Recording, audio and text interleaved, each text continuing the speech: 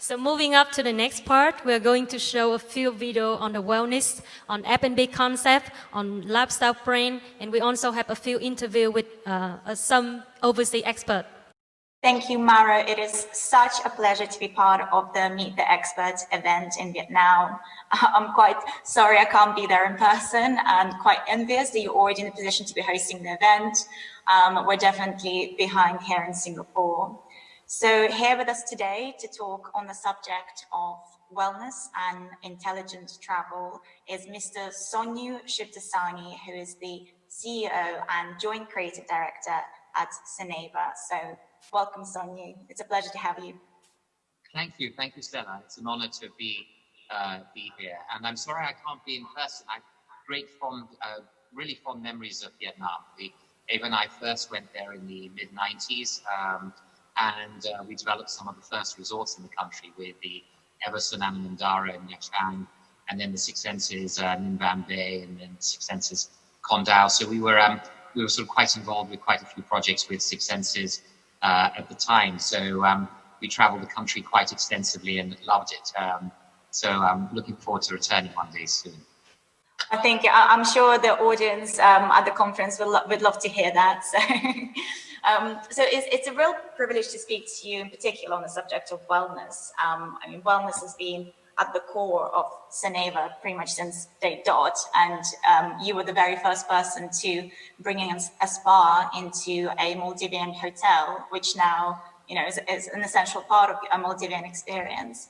So with the consumer's understanding of what wellness is constantly evolving, to you, what do you see the true meaning of wellness and intelligent travel today?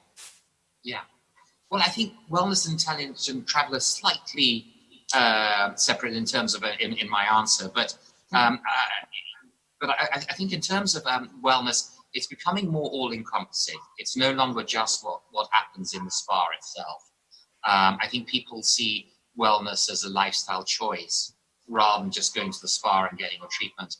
And we believe that our resorts should be entirely about wellness, not just the spa building, and that comes from various aspects.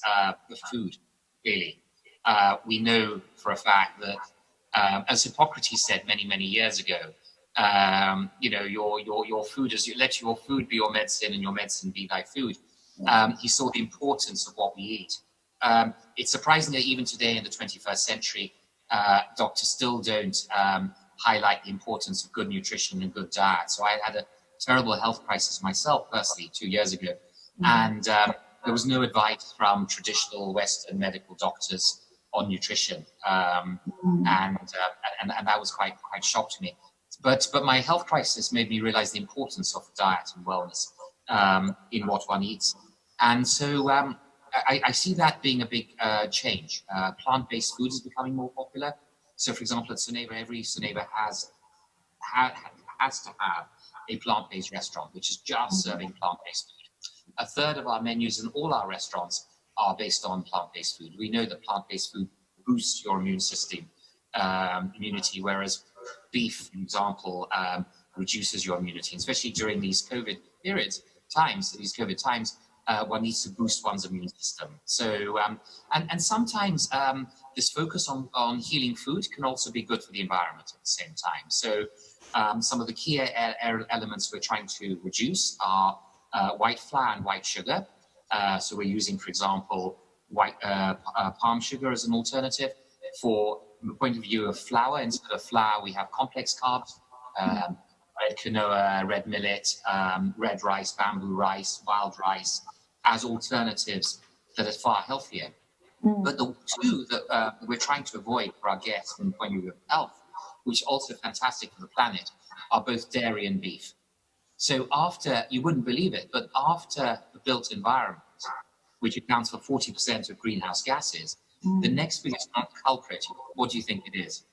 Do you know what it is? Yes, I do actually, because I gave up meat 2 years ago for that exact reason. So. All right, it's cow, yeah. Exactly. Yeah. Cow accounts for 18% of greenhouse gases, far more than travel and tourism. Exactly. Travel accounts for 2%, air travel. So, and it's scheduled to grow by 80% by 2050 if we don't do something about it. So our beef reduction, for example, Soneva is reduced by about 80% already. So I think wellness happens throughout, not just physically. And then we're seeing big changes in gyms as well. I'm a big believer now in cross-functional training, and that doesn't necessarily have to happen physically in the gym. It can happen in the outdoors as well. So I hope that answers your question on wellness and how I see wellness evolving, especially in resorts. I couldn't agree more. It's sort of, it's interweaving wellness into experiences rather than just having a box that says we do wellness, So I think that's exactly right. And for the owners and developers in the room at the conference today, do you see potential for luxury wellness in Vietnam? And what advice would you give owners and developers on how best to develop that product, I guess, on top of what you've already said? Good. Well, I think that the demand for wellness and luxury is pervasive throughout the world, not just Vietnam. We're seeing those trends. The rich are getting richer. There's a bigger focus on healing and wellness and nature, bringing oneself back to nature. And Vietnam, from that perspective, has an incredible environment, has such beautiful nature. I have such great memories taking boats around in Van, Nha Trang, the islands out there, where the Six Senses in Van Bay is, for example, such a beautiful area. So Vietnam is Dalat was stunning as well. So it's a country of such beauty, and provided that's preserved, I think people will want to come. It's in a location where you have such a vast population. You have China with over 1 billion people. You have Southeast Asia with another 600 million people. So when you compare that to, say, France, the largest tourist destination in the world with only 88 million tourists, we need to bear in mind that 90% of the arrivals into France are short-haul travelers. They're flying less than 4 hours. They're coming from the EU and Switzerland. But they only have 400 million people in the EU within short-haul distance. Vietnam has 2 billion people within short-haul distance. So I think the demand for Vietnam will be important, and the demand for wellness and luxury are trends that will continue. So to answer the question, provided developers play it right, they're sensitive to what they develop and they don't destroy the beauty of the environment that they're trying to protect. Like I remember when we opened the Everson Anamandara in 97, many, many years ago now, 23 years ago, all the islands around Nha Trang were beautiful. And then we came back a couple of years later and we went around this bay, I think it's called Bai Tru Beach, a Hontre Island, which is just in front of Nha Trang. And there was this huge development. It was like 700 rooms, which had completely demolished this beautiful bay.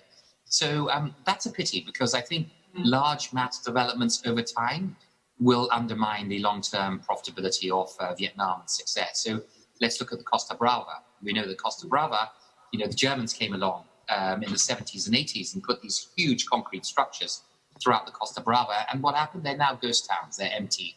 Most of the communities that live there are very poor. They're suffering. They've been chased away from, just like the Spaniards chased the Mayans up the hills when they conquered Latin America. In a way, the Germans did the same. They chased the indigenous Spaniards up into the hills because they couldn't afford the beach land. But now they've abandoned it. There's no income. There's no employment. It's not attractive anymore. So sensitive developments, I think, will work well. And then, of course, what's key in travel and tourism is infrastructure, flights, good airlines, good airports, connections. So I think if those work and if the locations are protected well, so if people can get, we used to say at Six Senses, we had this phrase called remote but accessible. Sites that feel like in the middle of nowhere, because we have growing urbanization. A few years ago, 50% of the world's population were living in cities. That was a big threshold that was hit. By 2030, it'll be 70% of the world's population. And it's very relevant to the successful in these markets close to Vietnam. Vietnamese cities, Chinese cities. There's greater urbanization. So people want something that's remote, feels like in the middle of nowhere, but it needs to be accessible. It needs to be easy to get to. So I think if Vietnam can address that, then I think there's huge potential. I love Phu Quoc as well. I remember going there, seeing these beautiful empty beaches, I think 10 kilometers on the north of the island. I'm sure there must be some resorts there now, but it has huge potential. So, Good. Being stuck here in Singapore, I really want to travel hearing all of that. So let's hope that's on the cards sometime soon. Thank you so much, Sonu. This is a short and sweet espresso shot, as Myra calls it. It's so great to hear from you. I'd love to talk more on, especially the subject of sustainability and wellness. But thank you so much for your time and your insight. And I think I'm going to have to pass back on to Nhung back in Vietnam. Very So good. Nhung, Thank you. Thank Bye-bye. you. Thank you for having me. Bye-bye. Thanks, Sonu. Nhung, over to you. Yes, Vietnam has a great potential to develop wellness tourism. Up next, we're going to show a video from Intercontinental Hotel Group, and then we'll have a quick chat with Brian and Ambrose from Singapore.